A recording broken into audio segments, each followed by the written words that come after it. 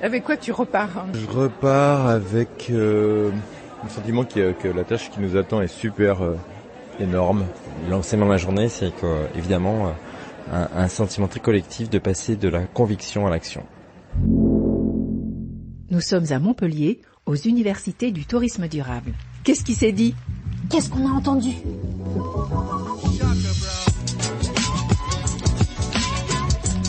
Les ateliers, un podcast de ATD, les acteurs du tourisme durable.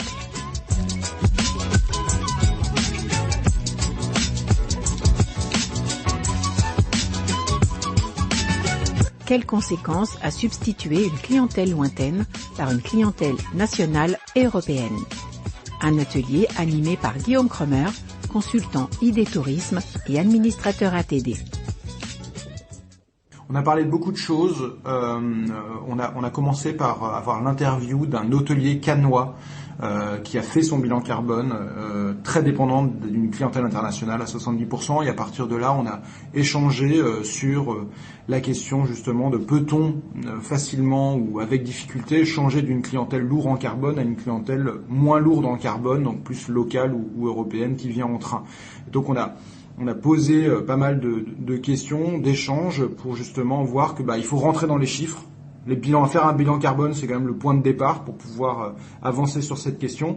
Et après, il y a un gros travail politique en termes d'infrastructure, dont les offices de tourisme ou les CRT en fait n'ont pas forcément la main, mais eux ont quand même une capacité à la fois à jouer quand même sur la question marketing. Et on a vu qu'à la fin, on pouvait jouer sur pas mal de sujets assez pointus, mais très liés aussi à la donnée qu'on récolte pour pouvoir flécher peut-être des campagnes et des opérations. Et enfin, la partie accompagnement des professionnels pour justement en fait leur permettre à la fois de réduire leur propre transition ou en tout cas de travailler sur leur transition environnementale et aussi d'essayer de peut-être faire évoluer demain leur business model par rapport en fait à cette dépendance à une certaine clientèle. Thomas Deschamps, je suis le directeur de l'Observatoire du tourisme durable et accessible à l'Office du tourisme des congrès de Paris. Paris est une destination éminemment internationale dont l'image est diffusée de façon interplanétaire, on va dire. Et du coup, ça donne une dimension un petit peu compliquée quand il s'agit de s'attaquer à la venue de clientèles lointaines, puisque on sait que ce sont celles qui polluent le plus du fait du moyen de transport qu'elles utilisent. C'est un levier sur lequel on n'a pas forcément la main, les faire changer de moyen de transport, et donc à l'office, la solution qu'on identifie, c'est davantage de peser sur l'offre, de faire en sorte que les professionnels proposent une offre beaucoup plus durable pour recevoir le touriste une fois qu'il est arrivé d'où qu'il vienne au final. Mais d'essayer de faire en sorte qu'il pèse moins sur la destination une fois qu'il est arrivé. La question de l'allongement de la durée de séjour, elle est dépendante de beaucoup de facteurs qui ne sont pas forcément des choses qui dépendent de l'action d'un office de tourisme. Le tarif d'un hébergement, il compte vraiment beaucoup dans la décision que pourra avoir un touriste d'allonger son séjour ou pas. Quand on a aujourd'hui des augmentations des tarifs qui sont de l'ordre de 10 à 35%, ça rend cette dimension-là beaucoup plus compliquée à avoir. On ne peut pas avoir d'action, nous, Office de tourisme, sur Aéroport de Paris pour lui dire réduisez votre voilure en termes d'arrivée, fermez des terminaux. Nous n'avons pas ce pouvoir-là en tant qu'office. Donc, on est parfaitement conscient et c'est là notre paradoxe, que en tant que destination internationale, on est condamné entre guillemets à accueillir des clientèles qui vont venir nous polluer. Ça, c'est sûr. On est obligé d'intégrer cette dimension de la provenance, évidemment, parce que déjà, plus le touriste vient de loin, plus il dépense. Donc du coup, c'est aussi un autre paradoxe, c'est nous demander de réduire la clientèle qui dépense le plus. Donc, ce sont des choix qui sont compliqués, puisqu'on met dans la balance d'un côté la dimension environnementale du tourisme et la dimension économique du tourisme. Donc, il s'agit d'atteindre un équilibre qui n'est vraiment pas simple à avoir, quand en plus on a des opérateurs économiques, touristiques, qui sont des enfants gâtés d'une façon générale et qui se disent pourquoi est-ce que je devrais changer et faire évoluer ma façon de voir les choses quand un touriste pousse l'autre. Aujourd'hui, choisir sa clientèle, c'est possible. pour un opérateur touristique, pour un hôtelier, pouvoir cibler la clientèle qu'ils souhaitent avoir. Ils ont les moyens de le faire, ils ont les outils pour le faire.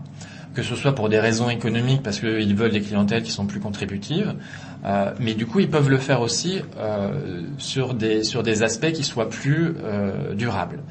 Certains le font déjà. Et à l'office, ce qu'on essaye de faire, c'est de pousser une dimension qui est beaucoup plus locale du produit Paris, on va dire, pour que les clientèles qui sont déjà venues parce qu'elles habitent pas très loin, parce qu'elles sont des clientèles de proximité, reviennent et, entre guillemets, occupent l'espace que pourrait occuper une clientèle chinoise ou une clientèle japonaise, qui cet été ne sont pas venus, mais pourtant ne nous ont pas manqué.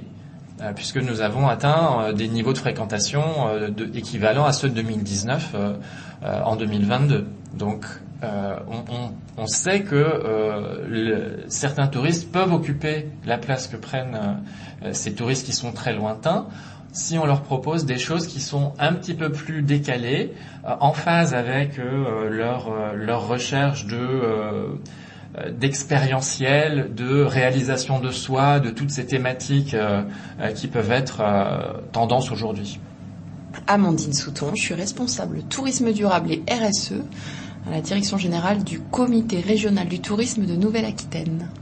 Alors le paradoxe par rapport à ce qui a pu être dit avant, c'est que quand on se pose la question, nous à ce jour on reçoit pas énormément de clientèle très lointaine, même si c'est l'image que peuvent renvoyer les CRT d'aller travailler à l'autre bout du monde. Mais finalement, quand on le regarde d'un peu plus près, on travaille davantage des clientèles européennes et puis surtout on travaille nos clientèles premières, ce sont nos touristes régionaux et nos touristes français. Ce qui minimise pas le fait que par contre, quand on regarde les moyens de transport, on a un gros sujet effectivement sur la question de la façon dont elles viennent sur nos territoires, de l'usage de l'avion, et puis ensuite aussi de l'usage de la voiture, qui est très majoritaire sur la manière de se déplacer sur notre région, et un faible usage du train. Donc le paradoxe, ça serait peut-être de réfléchir à la manière dont on pourrait développer une forme de sobriété heureuse, voilà, sur notre manière de travailler le tourisme, et comment on arrive à faire cette bascule dans les modes de transport pour qu'on continue à recevoir des touristes, que le but c'est pas de dire qu'on veut plus avoir personne dans la région, mais qu'effectivement on limite notre impact. On est en train de travailler sur un outil de bilan carbone, parce qu'il faut savoir un petit peu d'où on part, parce qu'à ce jour effectivement on a des grandes données sur la manière dont les touristes se déplacent, mais on n'a pas spécifiquement de données associées au bilan carbone. Donc déjà on a besoin de chiffrer un peu où est-ce qu'on en est aujourd'hui et où est-ce qu'on aurait des marges de manœuvre. Ensuite l'autre levier qu'on a au niveau de notre structure, c'est sur le volet de la promotion. Donc aussi comment on fait bouger nos cibles de clientèle dans la promotion, comment on va aller travailler pour faire de l'information et de la communication auprès de clientèle qui pourrait peut-être venir en train, qui le font pas aujourd'hui parce qu'elles privilégient l'avion ou parce qu'elles prennent leur voiture. Ça c'est un sujet important. Et puis le dernier levier, c'est le sujet de l'offre. Comment on développe sur nos territoires des offres chouettes qui donnent envie aux gens de pouvoir venir autrement, d'avoir une vraie expérience de voyage plus slow. Voilà, donc là on est en train de travailler sur des vacances sans voiture, des vacances bas carbone sur notre territoire, et on les adresse pas qu'à des clientèles françaises mais aussi européennes, et donc on est en train de réfléchir comment travailler ce sujet aussi avec des voyagistes qui vont pouvoir apporter cette dimension du voyage, voilà, qui pourrait du coup nous être un levier en tout cas pour faire en sorte que ces gens aient envie de venir un peu différemment.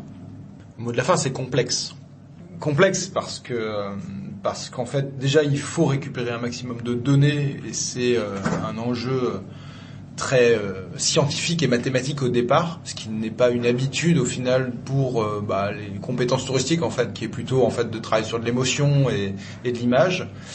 Et en même temps, il y a aussi un enjeu clé qui est faire ce pas de côté, qui est vraiment quelque chose de pas évident en fait pour les acteurs. Faire ce pas de côté pour changer de paradigme en se disant il y a ce budget carbone que j'ai pas le droit de dépasser, et c'est dans ce cadre-là en fait que je dois faire du développement.